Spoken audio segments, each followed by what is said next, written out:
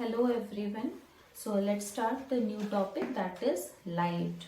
In earlier videos we learned about how temperature play important role in our life and how water play important role in our life.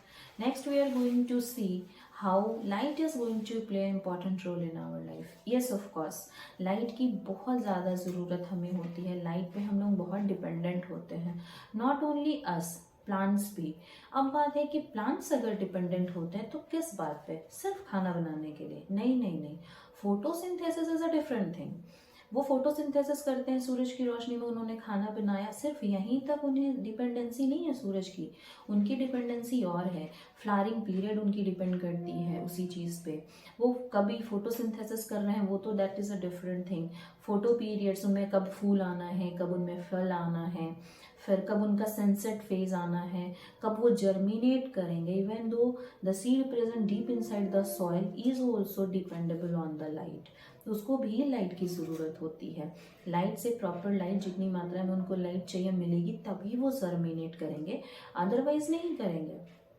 कहने का मतलब ये है कि जो रोशनी है वो आपके लिए, हमारे लिए, पौधों के लिए या माइक्रो ऑर्गेनिजम्स के लिए, सबके लिए बहुत इम्पॉर्टेंट है. अगर इतनी इम्पॉर्टेंट है लाइट, तो हम अगर जंगल में पाए जाने वाले उन घास के बारे में बात करें, वो तो काफ़ी नीचे होते हैं और जंगल बहुत घना, तो सारी रोशनी तो छन जाती होगी. जो हमारा कैनपी है प्लांट्स का सबसे टॉप पे, तो वो घास फोटोसिंथेसाइज कैसे करते होंगे? एक्चुअली वो अडाप्टेड हैं थोड़ी सी रोशनी में ही फोटोसिंथेसाइज करने के लिए, है ना. आप बहुत सारे ऐसे पैरासिटिक प्लांट्स के बारे में भी जानते होंगे जो सिर्फ पैरासिटिक हैं, है ना. For you can say partial parasitic हैं, या तो सिर्फ वो लाइट के लिए जो टॉल प्लांट्स होते हैं, टॉल ट्रीज होते हैं, उन पे जाते हैं. क्यों? बिकॉज लाइट इज इम्पॉर्टेंट ना. तो लाइट तो है ही हमारे लिए. अब अगर बोला जाए कि चलो घास ने तो फोटोसिंथेसाइज कर लिया, पेड़ ने कर लिया, हमारा क्या? तो हम पे भी, इवन दो एनिमल पे भी लाइट का असर होता है. हमारी रिप्रोडक्टिविटी, हमारा फोराजिंग एक्टिविटी, हमारा मेटाबॉलिक एक्टिविटी, सब चीज़ डिपेंड करता है लाइट पे. आप एग्जाम्पल ले लो, अर्ली इन द मॉर्निंग एक फिक्स टाइम पे आप रेगुलर 10 to 20 डेज उठो, then you see the change in your body. What is it? Same time पे बिना अलार्म लगाए आप फिर उठ जाओगे. That is effect of light. Okay. तो ये जो चेंज होता है ना आप पे, वो अपने आप हो जाता है. That is specially because light. तो अगर बोला जाए कि सूरज जो है वो तो अकेला रोशनी का एक स्रोत है, नहीं नहीं. डीप इंटर जो हमारे थर्मल वेंट्स होते हैं वो भी, क्योंकि बहुत सारे ऐसे अलगी हैं जो इतने डीपली सी में पाए जाते हैं जहाँ तक हमारा सन रेज नहीं जा पाता है. तो फिर वहाँ फोटोसिंथेसिस कैसे होता होगा? बिकॉज ऑल वी नो कि हमारा जो अलगी है वो क्या है? फोटोसिंथेटिक है. खाना तो बनाता ही होगा ना.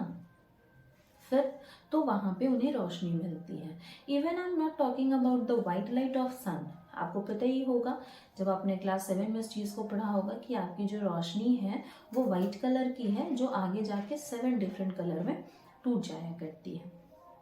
तो इसकी जो स्पेक्ट्रम होती है ना, इस स्पेक्ट्रम की डिफरेंट डिफरेंट लाइट का भी इस्तेमाल होता है. जैसे जो एकदम रेड कलर वाली जो आपकी लाइट है, वो जो हमारे deep inside the deep sea होते हैं हमारे अलगीज, उनके लिए वो अवेलेबल हो जाता है, क्योंकि उनका तो काफ़ी स्पीड होता है. आप ये कहो कि वो लाइट जो है हमारी रेड वाली, वो काफ़ी दूर तक जाया करती है. तो रेलवे ट्रैक पे आप यूज़ करते हो तो आप जानते ही हो, है ना. तो अलगी के लिए इम्पॉर्टेंट हो जाती है. वैसे ही अगर बात की जाए कि लाइट एनिमल्स के लिए इम्पॉर्टेंट है, हमारे लिए इम्पॉर्टेंट है, अगर आप बात करें कि प्लांट्स के लिए भी इम्पॉर्टेंट है, तो लाइट जो है, सन जो है, वो तो हीट से भी कनेक्टेड है. येस ऑफ कोर्स, हीट भी तो वही प्रोड्यूस कर रहा है ना. तो टेम्परेचर एंड लाइट, तो आप कह सकते हो अल्टीमेटली सोर्स हमारे पास क्या है? सन. तो कहने का मतलब है कि इसका भी हमारे ज़िंदगी पे बहुत इम्पोर्टेंट रोल है. Thank you.